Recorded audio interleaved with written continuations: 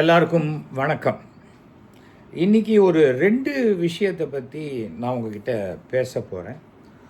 ஒன்று திரு ஓபிஎஸ் அவர்கள் இதற்கு முன்னாடி 3 முறை இடைக்கால முதலமைச்சராக இருந்த ஓபிஎஸ் அவர்கள் தன்னை திமுகவில் இணைத்து கொண்டது பற்றி.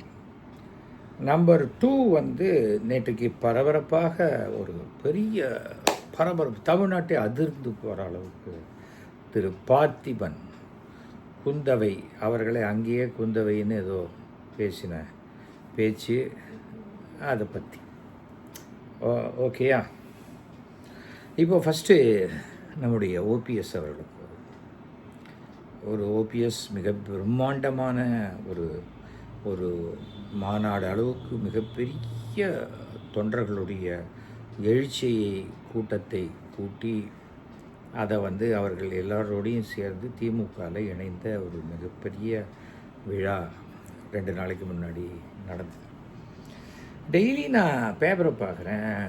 ஓபிஎஸ் செய்த துரோகத்தை ஜெயலலிதா அம்மா ஆத்மா மன்னிக்காது, எம்ஜிஆருக்கு செய்த துரோகம் இது மாதிரி ஒரு துரோகியை பார்த்தது கிடையாது அப்படின்னு கச்சா முச்சான்னு அதிமுகவில் இருக்கிறவங்களும் பேசுகிறாங்க, எல்லாரும் பேசிக்கிட்டே இருக்காங்க.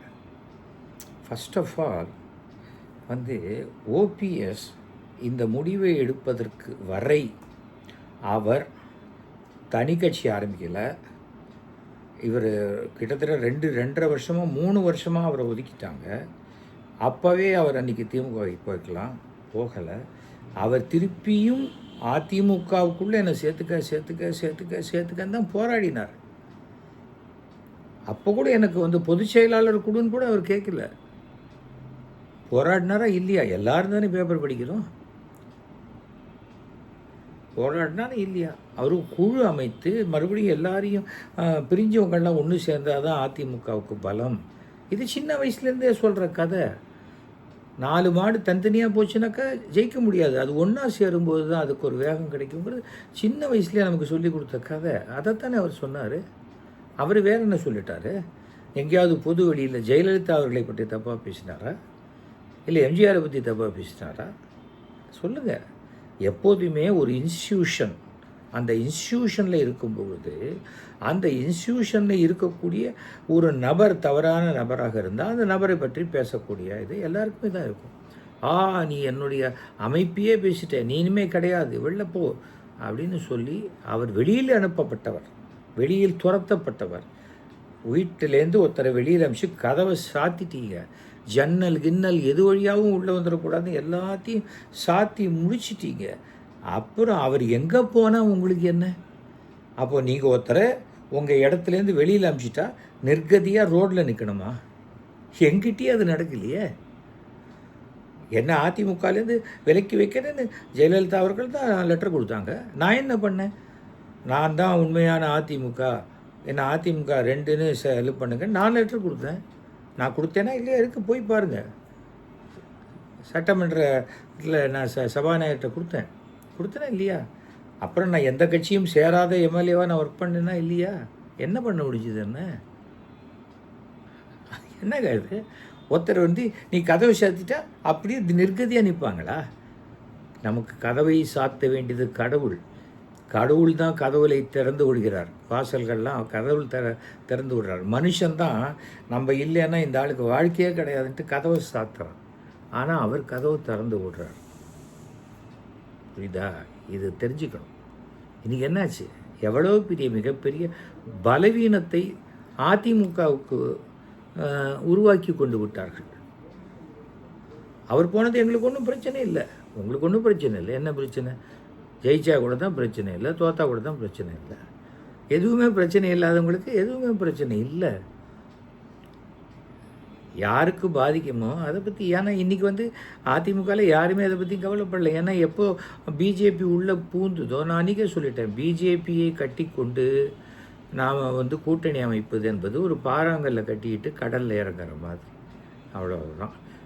பீகாரில் எப்படி நிதிஷ்குமாரை தூக்கி நீ போ, டெல்லிக்கு போ, நாங்கள் இங்கே பார்த்துக்குறோம் அப்படின்னு துணை முதல்வர் பதவியை துணை முதல்வர் பதவியை வந்து அவருடைய மகனுக்கு கொடுக்குறாங்க. அப்படின்னா என்ன, முதல்வர் பதவி அவருக்கு கிடையாது, அவர் கட்சிக்கு கிடையாது அப்படின்னு ஆயிடுச்சு. இப்போ அதுதான் சொல்லுவாங்க, என்டிஏ கூட்டணி, என்டிஏ கூட்டணி, என்டிஏ ஆட்சி அமைய வாய்ப்பே இல்லை. என்டிஏ பிஜேபின்னு அதில் இருக்கிற வரைக்கும் அந்த கூட்டணி ஆட்சி தமிழ்நாட்டில் அமைய வாய்ப்பே கிடையாது. என்ன மேஜிக் வேணால் பண்ணி, மேஜிக் இருக்கிறதில்ல, என்ன பண்ணலாம், இருக்கிற இதை மொத்தமாக கலைச்சிட்டு கவர்னர் ஆட்சி வேணால் கொண்டு வரலாமே தவிர பிஜேபி ஆட்சி கொண்டு வர முடியும். எப்படி கொண்டு வர முடியும்? தமிழ்நாடுடைய கிரவுண்ட் ரியாலிட்டி பிஜேபியில் இருக்கிறவங்களுக்கும் தெரியாது, இந்த கிரீஷ் மாதிரி காங்கிரஸில் இருக்காங்க அவங்களுக்கும் தெரியாது. வடநாட்டுக்காரர்களுக்கு தென்னாட்டினுடைய நிலத்தினுடைய ரியாலிட்டி தெரியாது. அதான் பிரச்சனை. நான்லாம் ஏன் சர்வை பண்ணுறேன், எனக்கு இந்த நிலத்தினுடைய விஷயம் தெரியும். நாம் எப்படி இருக்கணுமோ அப்படி இருந்துட்டு போகிறோம், அவ்வளோதான். யார் என்ன சொல்ல முடியும் சொல்லுங்கள்? அதனால் இது வந்து ஓபிஎஸ்ஐ இன்றைக்கி சொல்லுவாங்க, அடி வயிறு பற்றிக்கிற மாதிரி எரியுது. அடப்பாவி, இந்த மாதிரி இவர் பண்ணுவார்னு எதிர்பார்க்கலையே. அவர் அப்படியே கையை கட்டிக்கிட்டு ஷேட் முன்னாடியே உட்காந்து அப்படியே கடைசி வரைக்கும் நம்மளையே ஏக்கமாக பார்த்துட்ருப்பார்னு நினச்சிங்கல்ல. இதை வந்துட்டார் டிஎம்கே. அவருக்கு வயதில் மூத்தவராக துரைமுருகனுக்கு அடுத்த பதவி கூட அவருக்கு கொடுக்கலாம். கொடுத்துட்டா என்ன பண்ணுவீங்க? நாளைக்கு சீட்டு அவர் ஜெயிச்சு திமுக ஆட்சிக்கு வந்தால் ஓபிஎஸ் என்ன பண்ணுவார்? ஓபிஎஸ்ஐ சபாநாயகராக ஆக்கி அழகு பார்ப்பார்கள். அப்போது ஓபிஎஸ் வந்து எல்லாருக்கும் இப்படி வணக்கம் போட்டு சொல்லும்போது எல்லோரும் அவரை சொன்னீங்களே, அவங்க எல்லோரும் கும்பிடு போட்டுட்டு தான் அவர் உட்கார்ந்த அப்புறம் தான் உட்கார முடியும். காஃபி சாப்பிட போனால் கூட அவருக்கு ஒரு கும்பிடு போட்டு தான் காஃபி சாப்பிட போகும். புரியுதா? இதுதான் யதார்த்தம். ஏன்னா மனிதன் என்ன வேணால் நினைக்கலாம், இறைவன் என்ன நினைக்கிறாங்கிறத யோசிக்கணும். ஜெயலலிதா ஆத்மா என்ன தண்டிக்கலை. ஜெயலலிதா ஆத்மாவோட நான் பேசினவன். உங்களுக்கு யாரெல்லாம் தவறு செய்தார்களோ அவர்கள் கடுமையாக தண்டிக்கப்படுவார்கள் மிஸ்டர் சேகர்னு சொன்னாங்க. சொல்லி முடிக்கலை, ஆளாளுக்கு ஜெயிலுக்கு போனாங்க. யார் போனாங்கலாம் தெரியும்ல, அவ்வளோதான்.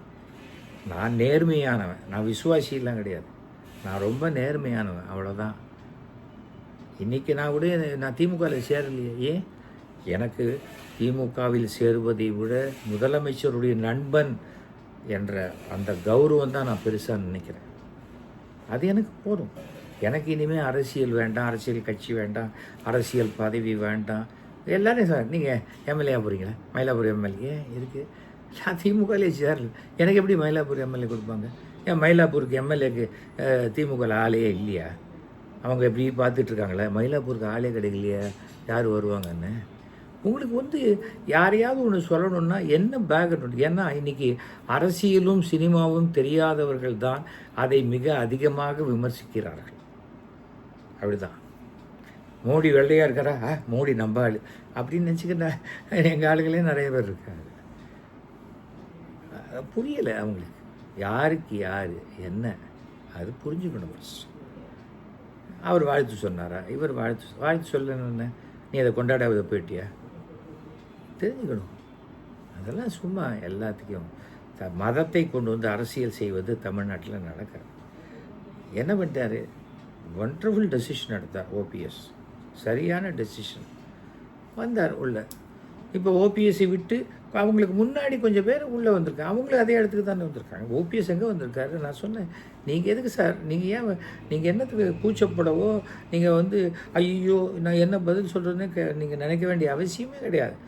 எம்ஜிஆர் எங்கேருந்து வந்தார்? நேற்று பேசும்போது சொன்னார், நம்முடைய மாண்பு முதலமைச்சர் என்ன சொன்னார், எம்ஜிஆர் வந்து வளர்த்தது டிஎம்கே, அதே சமயத்தில் டிஎம்கே வளர்வதற்கும் எம்ஜிஆர் காரணமாக இருந்தார் சொன்னாரா இல்லையா? நாங்கள் தான் அவரை வளர்த்து விட்டோன்னு அவர் சொல்லலைல்ல, மியூச்சுவலாக நடந்ததுன்னு தானே சொன்னார். அந்த இடத்துக்கு தானே வந்திருக்காரு அவர், அவ்வளோதானே. அவங்க ஒன்றும் இப்போ நான் வந்து எங்களுது நாங்கள் பெரியார் வழி நடக்கிறோம், அண்ணா வழி நடக்கிறோம் அப்படின்னு சொல்லிட்டு பெரியார் படத்தை நகர்த்திட்டு தாமரை படத்தை வைக்கிற இடத்துல வந்து ஓபிஎஸ் இல்லைல்ல.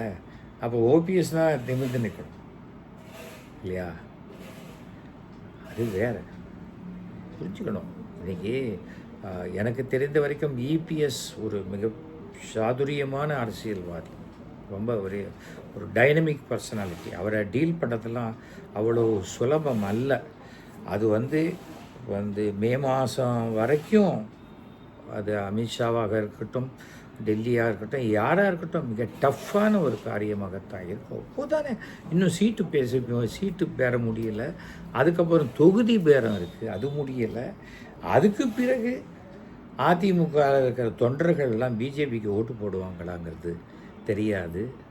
எவ்வளவோ விஷயம் இருக்குது. நாளைக்கு சீட்டு கொடுக்கலையா, அந்தால் சுயேட்சையாக நின்றுட்டா எத்தனை ஓட்டை பிரிப்பான் அப்படிங்கிற மாதிரிலாம் எத்தனை தொகுதியில் நடக்கும், அதுக்கு பின்னாடி யார் இருப்பாங்க, இதெல்லாம் டெல்லி கண்டுபிடிக்க முடியுமா? நான் பார்த்துட்டேங்க நிறையா. ஐபியாக இருக்கட்டும், அது யாராக இருக்கட்டும், அவங்க கண்டுபிடிக்கிறதில்ல. அவங்க தகவலை நம்மக்கிட்ட கேட்டுப்பாங்க. நம்மக்கிட்ட கேட்டு அவங்க கண்டுபிடிச்ச மாதிரி கொண்டு போய் சொல்லுவாங்க. அதனால தான் பாதிய தகவல்கள் மேலிடத்துக்கு போய் சேரும்போது சரியாகில்லை. இந்த மாதிரியான சூழ்நிலையில் எனக்கு ஓபிஎஸ் அவர்களை நான் மனமாற பாராட்டுறேன். அவருக்கு மிக வளமான எதிர்காலம் இருக்கிறது. அந்த எதிர்காலம் அவருக்கு அந்த ஏடிஎம்கேல இல்லாத டிஎம்கேல இருக்கார், அவ்வளோதானே. அந்த இதே டிஎம்கேல நாளைக்கு அவர் கட்சியில் மிக முக்கியமான ஒரு பதவிக்கும் அவர் அமர்த்தப்படுவார். ஏனென்றால் எனக்கு என்னுடைய நண்பர் திரு ஸ்டாலின் அவர்களை பற்றி தெரியும். ஸ்டாலின் அவர்களுடைய மனமாற்றங்கள், வளர்ச்சி எல்லாத்தையும் பார்க்குறேன். கடந்த 10 ஆண்டுகளில் பிரமிப்பூட்டும் விஷயமா இருக்குது. அவர் யாரையுமே எதிரியாக நினைக்கல. மாற்று கருத்து உடையவர்கள் இருந்துட்டு போட்டோம். ஸ்டாலின் அவர் எவ்வளோ கோவப்படக்கூடியவர்ன்றதெல்லாம் எனக்கு தெரியும். அது எல்லாம் விட்டாச்சு, அவர் விட்டார். போட்டோம், போ போ போ விட்டோம். நம்மக்கிட்ட அப்படி ஜாலியாக சிரிச்சுக்கிட்டு அப்படி எல்லாத்தையும் லெஃப்ட் ஹேண்டில் டீல் பண்ணிட்டு போகிறார். ரொம்ப இதுவாச்சுன்னா அப்படின்ட்டு போகிறாரு. அதுக்கே அப்படி பண்ணதுக்கே என்ன வைரலாக போய் அவர் அதை சொல்லிட்டார், இதை சொல்லிட்டார், மொத்தமாக இழுத்து மூடியாச்சு, சமாதி கட்டியாச்சு, என்னென்னோ அவர் ஒன்றுமே சொல்ல, நல்லபடியாக முடிஞ்சுது அப்படின்னு தான் சொன்னார். அதையே இப்படி பண்ணுறீங்கன்னா அவருக்கு எவ்வளவு ஒரு ஃபாலோயிங்கும், அதுக்கு எவ்வளோ முக்கியத்துவம் அந்த சின்ன ஆக்ஷனுக்கே இருக்குதுன்னு சொன்னால், அப்படிப்பட்ட இடத்துல தான் அவர் சேர்ந்துருக்காரு. அதனால் இது மீண்டும் மீண்டும் ஓபிஎஸ் செய்தது மிக நியாயமான ஒரு விஷயம். யாராக இருந்தாலும் சுயமரியாதை உள்ளவர்கள் யாருமே எடுக்கக்கூடிய அந்த முடிவைத்தான் ஓபிஎஸ் அவர்கள் எடுத்திருக்கிறார். அவ்வளோதான். அவனுக்கு தனக்கு வந்தால் தான் தலைவலியும் திருகவலியும் தெரியும்னு ஒரு பழமொழி இருக்குது. சும்மா உட்காந்த இடத்துல இந்த துரோகி, நீ இது பண்ணிட்ட, நீ அது பண்ணிட்ட, அதுக்கெல்லாம் ஒரு பிரயோஜனமும் கிடையாது. அதுக்காக ஒரு எக்ஸ்ட்ரா ஓட்டும் உங்களுக்கு வராது. அதுக்கு பதிலாக உங்களுக்கு உண்டான ஓட்டை வாங்கிறதுக்கு பாருங்கள். ஓகே, அடுத்தது சின்ன விஷயந்தான். என்னுடைய அருமை நண்பர், என்னை விட வயதில் இளையவர் பார்த்திபன். அவரை பற்றி, பார்த்திபனுக்கு எனக்கு ரொம்ப ஆரம்பத்துலேருந்தே ரொம்ப ரொம்ப அதிபுத்திசாலி, நல்ல சிறந்த எழுத்தாளர், நல்ல நகைச்சுவையாக பேசக்கூடியவர். ஆனால் அந்த நகைச்சுவை என்பது அது பூமராங் மாதிரி. அது வந்து சரியாக சொல்லலைன்னா திருப்பி நம்மளை தாக்கிடும். அதுதான் அது வந்து தேவையில்லாமல் அவர் வந்து த்ரிஷாவை பற்றிய ஒரு விஷயத்தை சொல்லி, த்ரிஷா ஃபோட்டோ வந்துடுச்சு, அதை பற்றி சொல்லுங்கங்கிறாங்க. நானாக இருந்தால் இல்லை சார் இதை விட்டுருங்க, அப்புறம் வேறு அடுத்த ஃபோட்டோ காட்டுங்கன்னு சொல்லியிருப்பேன். காரணம், த்ரிஷா இன்றைக்கி அரசியலில் கிடையாது. த்ரிஷா ஒரு நடிகையாக, அவரோட கூட நடித்த ஒரு சக நடிகையாக இருக்கிறார். அப்படியே நீங்கள் ஏதாவது த்ரிஷாவை பற்றிய ஒரு கமெண்ட்டு சொல்லணுன்னா த்ரிஷாவுக்கு ஃபோன் பண்ணி நேரம் சொல்லுங்கள், என்னம்மா அப்படின்னு சொல்லுங்கள். ஒரு பிரதர்லி அஃபெக்ஷனோட சொல்லுங்கள், ஒரு ஃப்ரெண்ட்லியாக சொல்லுங்கள். அதை விட்டுட்டு இது மாதிரி சொல்கிறது வந்து த்ரிஷா மேலே ஒரு தேவையில்லாத ஒரு பொறாமையோடு பேசுகிற மாதிரி தான் எல்லாருக்கும் தெரியும். But I appreciate Trisha. இந்த விஷயம் வந்த உடனே அவங்க கொடுத்தாங்க பதில். மைக்கு நாம் சொல்கிறத தான் சொல்லும், நாம் எவ்வளோ தப்பாக சொன்னாலும் அதை தான் பெருசாக காட்டும், அது மாற்றி சொல்லாதுங்கிற மாதிரி சொன்னாங்க. அதுக்கு வந்து எனக்கு ஒரே ஒரு விஷயந்தான் இதில் நடந்து போச்சு, தப்பு நடந்து போச்சு, நம்ம தப்பாக பேசிட்டோங்கிறத பார்த்திபன் உணர்ந்துட்டார். அது நல்ல விஷயம். ஆனால் நான் என்னை வருத்தத்தை தெரிவிக்கிறேன்னு சொல்லக்கூடாது.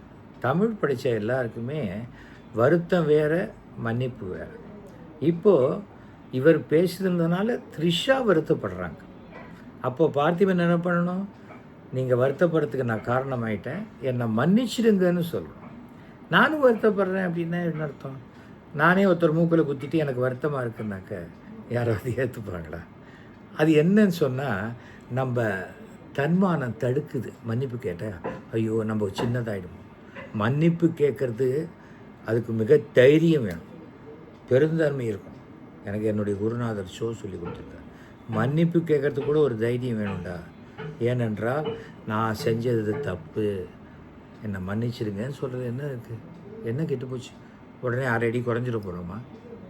இல்லை 2 பவுண்டு இறங்கிட போகிறோமா? இல்லை 1 கிலோ குறைஞ்சிட போகிறோமா? ஒன்றும் கிடையாது. அப்போது அட்லீஸ்ட் அந்த வருத்தப்படுறாங்கல்ல, அட்லீஸ்ட் மன்னிப்பு கேட்டான் சரி விடுப்போம் அப்படின்னுங்கிறது எண்ணமாவது இருக்கும். அது மட்டும் ஞாபகம் வச்சுக்கணும். தவிர நான் என்னை எத்தனையோ மீட்டிங் கூப்பிடுவாங்க. என்னை விட பிரபலமானவர்கள், என்னை விட அதிக படித்தவர்கள் எல்லாருமே இருக்கிற ஸ்டேஜில் இவங்க எல்லாரையும் விட நான் சிறப்பாக பேச போகிறேங்கிற எண்ணத்தில் நான் போகவே மாட்டேன். நான் என்ன பண்ணுவேன், போவேன். அந்த விஷயத்தில் எனக்கு என்ன தோணுதோ அதை மட்டும் பேசுவேன். ஒருத்தர் கேட்டார், நீங்கள் போகிற இடத்துல நீங்கள் பேசுகிறீங்க, யாருமே சிரிக்கலைன்னா அவங்களுக்கு எப்படி இருக்கும் அப்படின்னு கேட்டேன். நான் சொன்னேன், அப்போ நான் சிந்திக்கக்கூடிய விஷயத்த சொல்லிட்டு வந்துட்டேன்னு நினச்சிட்டு வந்துடுவேன், அவ்வளோதான் அப்படின்னு. எதுக்கு போகிற இடத்துல எப்படியாவது சிரிக்க வச்சே ஆகணுமா? அது ஒன்றும் அவசியம் கிடையாது. எந்த இடத்துக்கு போகிறோங்கிறது தானே இருக்குது. அதற்காக சொல்கிறேன். நான் என்னுடைய நெருங்கிய நண்பன் வீட்டு கல்யாணத்துக்கு போனேன். போயிட்டு எல்லாத்தையும் வாழ்த்திட்டு வந்தேன். அப்போது அந்த நண்பருடைய பையன் என்கிட்ட சொல்கிறான், சார் பார்த்தீங்களா எனக்கு எவ்வளோ பெருந்தன்மை பார்த்தீங்களா, இந்த பொண்ணை நான் கல்யாணம் பண்ணிகிட்ருக்கேன் அப்படின்னா. அந்த பொண்ணு லேசாக சிரிச்சுது. அந்த பொண்ணு, உன்னுடைய பொண்டாட்டி ஏன் சிரிக்கிறா தெரியுமான்னு. ஏன் சார் அப்படின்னா, இல்லை என்னோடய பெருந்தன்மையை தெரிஞ்சிக்காமல் இந்த ஆள் உளறிட்டு இருக்கானேன்னு சிரிக்கிறான். அந்த பொண்ணு ஒத்துக்கிட்டா தான் நீ கல்யாணம் பண்ணிக்க முடியும், புரிஞ்சுக்கா. நீ என்ன பெருந்தன்மை, எனக்கு உனக்கு என்ன பெருந்தன்மை? உனக்கு இந்த மாதிரி ஒரு பொண்ணு கிடைக்கிறது ரொம்ப அதிர்ஷ்டம். இதை கடைசி வரைக்கும் இவளோடு சேர்ந்து வாடுற மாதிரி பாருன்னு சொல்லிட்டு வந்தேன். அதே போல் இன்னொரு வீட்டில் என்னுடைய நண்பனுடைய தாத்தா இறந்து போயிட்டார். என்னப்பா என்ன திடீர்னு இப்படி கார்த்தா, நேற்றுக்கு சாயங்காலம் கூட அவரை பார்த்தேன். தெரியலம்மா, என்னென்ன தெரில, காத்தால ஏந்தார், காஃபி சாப்பிட்டாரு, அப்படியே செத்து போயிட்டாருப்பா அப்படின்னா. நான் சும்மா இல்லாமல் யார் காஃபி போட்டாங்க அப்படின்னு. உடனே அவன் கோச்சிக்கல, தெரிலப்பா, அதான் நான் யோசிச்சுட்டே இருக்கேன். ஆனால் எங்கள் தாத்தாவுக்கு அவ்வளோ விரோதி கிடையாது வீட்டில், எல்லோரும் எங்கள் தாத்தாவுக்கு ரொம்ப அன்பாக தான் இருப்பாங்க அப்படின்னாங்க. ஆனால் வருத்தம் இருக்க தான் செய்யும். ஆனால் அந்த இடத்தை அந்த சூழ்நிலையை மேலே இறுக்கமாக இருக்குது. இது தனிப்பட்ட நான் முறையில் பேசுகிறேன். அதனால தான் நான் யார்கிட்ட பேசினேங்கிறது உங்ககிட்ட சொல்ல. எனக்கும் அவனுக்கும் மட்டும் தெரிந்த கான்வர்சேஷன். இதையே மைக்கில் வச்சு பேச முடியுமா?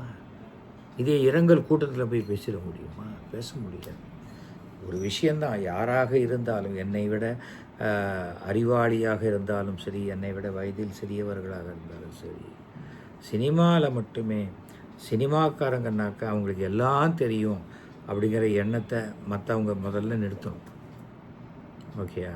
நேற்றுக்கு நான் இந்த மகளிர் தின விழாவுக்காக போயிருந்தேன். அதில் ஃபிசிக்கலி சேலஞ்சு அந்த இதுக்கு நான் போயிருந்தேன். அதில் என்ன வித்தியாசமான மாதிரி அந்த மகளிர் தினம் கொண்டாடினாங்கன்னாக்க, இந்த வாழ்க்கையில் உடல் ஊனமுற்றவர்கள், அது ஃபிசிக்கலி சேலஞ்சு பீப்புளை கல்யாணம் பண்ணிக்கிட்ட, எல்லா அவயங்களும் நன்றாக வேலை செய்யக்கூடிய கல்யாண உதவிக்கரங்கிற அமைப்பு தான் இதில் நடத்திச்சு. கல்யாணம் பண்ணிக்கிட்ட அந்த மனைவிகளை கூப்பிட்டு அந்த மனைவிகளுக்கு எல்லாரும் ஆனர் பண்ணிப்போம். ஒரு பத்திரிகையில் கூட ஃபோட்டோ வரல. எனக்கே வருத்தமாக இருந்தது. இது எவ்வளோ நல்ல காரியம் பண்ணியிருக்காங்க. ஏன்னா வாழ்க்கை முழுக்க ஒருத்தருக்கு உதவிக்கரமாகவே இருந்துக்கிட்டு இருக்கிற அந்த மனைவிகளை பாராட்டுறதுக்கிறது, அந்த பெண்களை பாராட்டுறது எவ்வளோ பெரிய விஷயம். நான் போய் பேசிட்டு வந்தேன் அவங்ககிட்ட. இது ரொம்ப பெரிய விஷயம் நீங்கள் பண்ணது. சாதாரண சில பேருக்கு ஒரு செய்தியில் ஃப்ரஸ்ட்ரேட் ஆகிடும், என்னடா இது அப்படிங்கிற மாதிரி இருக்கும். ஏன்னா அவங்களுக்கு வெந்நீர் எடுத்து வைக்கிறதுலேருந்து, அவங்கள வீல் சேர்லேருந்து இறக்கி விடுறதுலேருந்து, படுக்க வைக்கிறதுலேருந்து, சாப்பாடு சில பேருக்கு கை சரியில்லைன்னா அவங்களுக்கு சாப்பாடு ஊட்டி விடுறது, ஒரு நாள் பண்ணலாம், 2 நாள் பண்ணலாம், 10 நாள் பண்ணலாம். வாழ்க்கை முழுக்க அதே அன்போடு பண்ணும்போது, அந்த மனைவிகளை நான் கௌரவப்படுத்தும் போது அத்தனை கணவர்கள் அப்படியே கண்ணில் கண்ணீர். அங்கே போய் காமெடியாக பேச முடியுமா? பண்ணக்கூடாது. தெரிஞ்சுக்கணும் சில விஷயங்கள். அதுவும் ஒரு விஷயம் சொல்லுவாங்க, பொது வெளியில் வரும்போது எதை பேசலாம் என்பதை விட எதை பேசக்கூடாது என்பதை தெரிஞ்சுக்கிட்டால் வாழ்க்கை சிறப்பாக இருக்கும். ஓகேயா? நானும் சும்மா கருத்து கந்தசாமி மாதிரி டெய்லி எதையாவது ஒரு விஷயத்த சொன்னேன். அப்படி இல்லை. ஏன்னா சமுதாயத்தில் பெரிய பெரிய படிப்புகள் வரலாம், என்ன வேணால் வரலாம், எவ்வளவோ உயர்ந்த படிக்கலாம். ஆனால் ஒழுக்கம் இல்லாத கல்வி நம்மளை ஒரு குப்பையில் தான் தள்ளிடும். இல்லை நாம் குப்பையாக மாறி போயிடும். அதுக்காகத்தான் நான் இந்த விஷயத்த சொல்கிறேன். ஒழுக்கத்துக்கு முக்கியத்துவம் கொடுங்க. அதே சமயம் நம்முடைய வாயிலிருந்து ஒரு வார்த்தை அது அம்பா இல்லை பூமரங்காங்கிறது அதனுடைய ரியாக்ஷனுக்கு பிறகு தான் தெரியும். ஓகே, நான் பேசுனது உங்களுக்கு பிடிச்சிருந்ததுனாக்கா 9841023545 கூப்பிடுங்க. புரியலன்னா டக்குன்னு ஸ்கிப் பண்ணி வேறு ப்ரோக்ராம் நல்லதாக ஏதாவது பாருங்கள். ஓகேயா? நன்றி, வணக்கம்.